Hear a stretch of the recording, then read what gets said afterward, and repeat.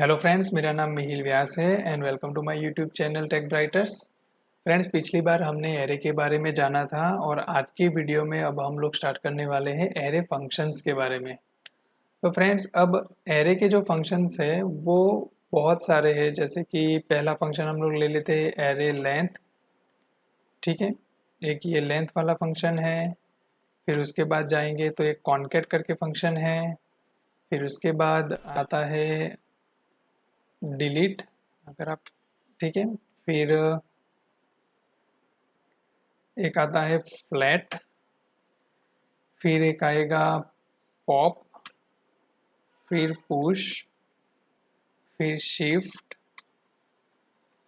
Unshift, slice, slice या splice आप बोल सकते हो। फिर एक आता है टू स्ट्रिंग, जॉइन।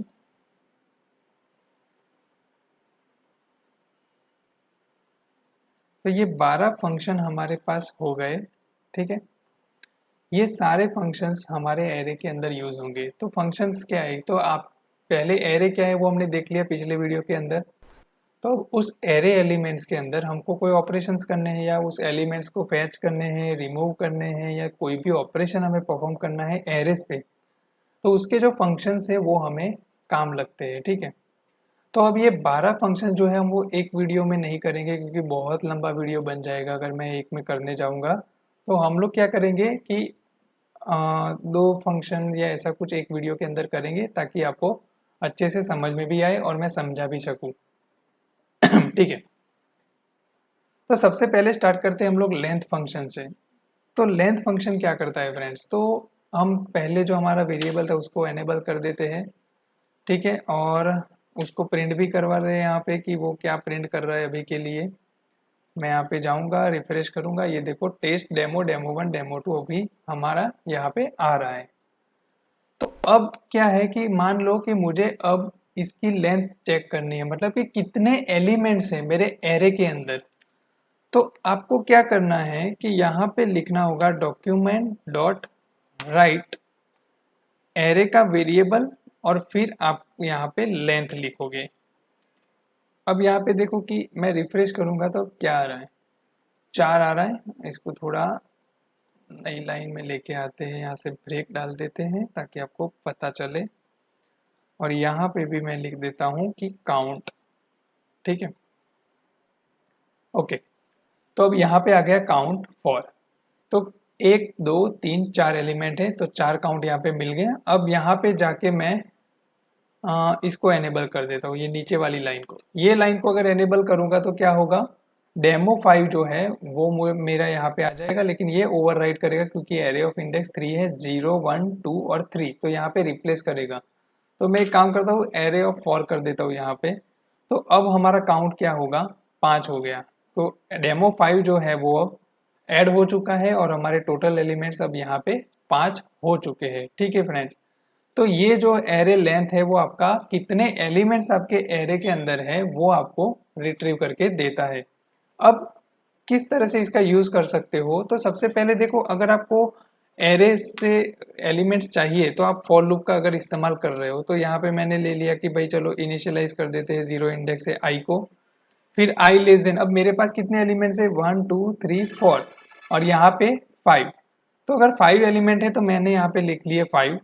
अब यहाँ पे आई प्लस प्लस मैं इंक्रीमेंट करवा रहा हूँ और यहाँ पे लिख रहा हूँ डॉक्यूमेंट डॉट राइट, और यहाँ पे एरे ऑफ मैं आई कर देता हूँ और यहाँ पे मैं ब्रेक भी लिख देता हूँ। ठीक है, तो जैसे ही मैंने ब्रेक लिखा, रिफ्रेश किया, यहाँ पे देखो टेस्ट आ रहा है, फिर demo, demo one, demo two, demo 5 आ रहा है यहाँ पे।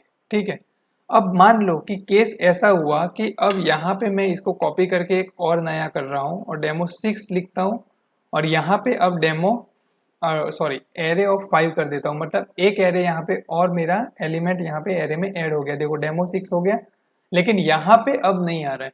काउंट भी मेरा 6 हो चुका है। ठीक है, इसको भी थोड़ा नई लाइन में ला देते हैं ताकि पता चले अच्छे से।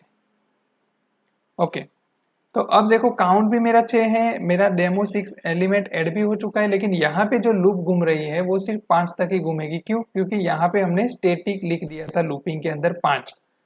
तो अब इस सिचुएशन को क्या होगा, इस सिचुएशन के अंदर क्या हो रहा है कि अब जितने भी एरे एलिमेंट में ऐड करता जाऊंगा, यहाँ पे मेरा हर बार मुझे चेंज करने जाना पड़ेगा कि नहीं भाई अभी मेरा 6 तक घूमेगा। ठीक है, तो मैंने 6 तक घुमाया, अब यहाँ पे आ गया। तो बार बार ऐसे थोड़ी करेंगे। तो अब ऐसी सिचुएशन में आपको क्या करना है कि एरे डॉट लेंथ आप यहाँ पे डायरेक्ट डाल दीजिए। अब ये डायनेमिक घूमेगा। अब देखो मैं यहाँ पे हटा भी देता हूँ, इसको कमेंट आउट कर देते हैं, तो अब वापस से मेरा जो है वो 5 एलिमेंट के थ्रू घूमना चाहिए लूप। तो देखो काउंट 5 और यहाँ पे 5 भी आ रहा है। अब वापस मैं इसको अनकमेंट कर लेता हूँ। ठीक है, तो अब वापस रिफ्रेश करेंगे, ये लूप चलता जाएगा। अब और 2 एलिमेंट मैं ऐड कर रहा हूँ। देखो इसी एरे के अंदर मैं 2 और ऐड कर रहा हूँ, 6 भी किया, अब यहाँ पे मैं एरे ऑफ 7 भी कर रहा हूँ। तो अब मैं यहाँ पे लूप में मुझे कुछ भी चेंज करने की जरूरत नहीं है, सिर्फ रिफ्रेश करना है, काउंट 8 और 8 आउटपुट यहाँ पे आ रहे हैं, मेरे एलिमेंट सारे प्रिंट हो चुके हैं। तो फ्रेंड्स ये फायदा होता है जब आपको एरे ऑफ लेंथ का यूज करते हो। तो आपको डायनेमिक कोड मिल जाता है फॉर लूप के अंदर, सिर्फ लेंथ पास करो आपका कोड डायनेमिक चलेगा। और उससे और एक दूसरा तरीका कि आपको क्या कर सकते हो कि कोई कंडीशन चेक करवानी हो तो आप करवा सकते हो कि इफ एरे डॉट लेंथ अगर मेरी ग्रेटर देन 0 है तो मुझे प्रोसेस करना है, नहीं है तो फिर कुछ भी नहीं करना है। तब इस तरह से कंडीशन भी डाल सकते हो। ठीक है, तो फ्रेंड्स ये था हमारा लेंथ फंक्शन जो कि इस तरह से यूज होता है और आपके काम आता है। ठीक है, अब चलते हैं फ्रेंड्स हम लोग कॉन्केट के अंदर कि कॉन्केट किस तरह से काम करेगा।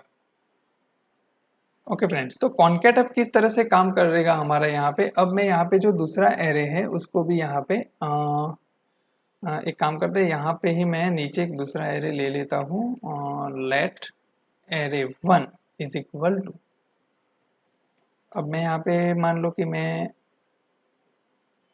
नेम 1 ले लेता हूँ, फिर यहाँ पे मैं नेम 2 ले लेता हूँ और यहाँ पे मैं नेम 3 ले लेता हूँ। इस तरह से मैंने एक और एरे एलिमेंट और सॉरी एरे वेरिएबल बना दिया है एरे 1 करके। ठीक है, अब करना किस तरह से काम है इसमें देखो, डॉक्यूमेंट डॉट राइट मैं लिखूंगा।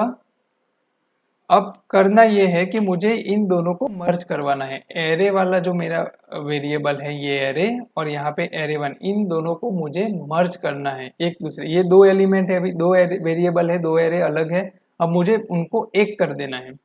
ठीक है, तो मैं क्या लिखूंगा यहाँ पे एरे डॉट, फिर लिखूंगा मैं कॉन्केट और उसके अंदर मैं डालूंगा एरे ऑफ 1। अब इसका मतलब क्या है वो मैं बाद में समझाता हूँ, पहले देख लेते कि रिफ्रेश करके क्या मिलता है हमें आउटपुट। ये देखो पहला एरे का एलिमेंट्स यहाँ तक आ रहा है, फिर ये देखो दूसरे एलिमेंट यहाँ पर आ रहे हैं। तो मतलब ये कि आपको कॉन्केट किस में करना है, तो मेरा जो पहला एरे का वेरिएबल है उसके बाद मैंने कॉन्केट का किया है और फिर दूसरा एलिमेंट पास किया है, दूसरा वेरिएबल एरे। तो मतलब ये हुआ कि पहले एरे के अंदर मेरा दूसरा एरे मर्ज हो जाना चाहिए। तो अब पहला एरे जो है मेरा यहाँ तक है और उसके पीछे अब दूसरा एरे जो है वो मर्ज हो गया उसके अंदर। अब मुझे ये एक ही वेरिएबल में मिलेगा, अब मुझे दोनों एरे अलग से प्रिंट करवाने की जरूरत नहीं पड़ेगी। इसको आप एक वेरिएबल में भी ले सकते हो और उस वेरिएबल को भी एक्सेस कर सकते हो। समझ गए फ्रेंड्स? अगर मैं यहाँ पे ये लिखता हूँ कि एरे 1 और यहाँ पे एरे कर देता हूं, अब जाके रिफ्रेश करता हूं, तो अब क्या हो रहा है देखो, जो दूसरा एरे है उसके एलिमेंट पहले आए और उसके पीछे फिर पहले एरे के जो एलिमेंट्स है वो आ गए।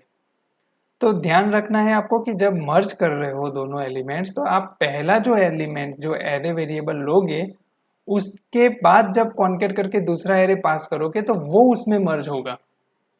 ठीक है, मर्ज तो होगा, दोनों के अंदर मर्ज होगा, मतलब दोनों एरे मर्ज हो जाएंगे, लेकिन होगा ये कि जो पहला एरे है उसके अंदर दूसरा वाला एरे जो आपने पास किया है कॉन्केट के अंदर वो उसमें मर्ज होगा। तो ये रहा कॉन्केट, आपके लिए इस तरह से काम करेगा, दोनों एरे को मर्ज करने वाला है। समझ गए फ्रेंड्स? ऑलराइट, ठीक है फ्रेंड्स, तो इस वीडियो के अंदर हम लोग लेंथ और कॉन्केट के बारे में हमने देख लिया और आगे अब चलेंगे दूसरे फंक्शंस के बारे में देखने के लिए। ठीक है, तो नेक्स्ट वीडियो में मिलेंगे। Thank you so much for watching this video. Take care and bye bye.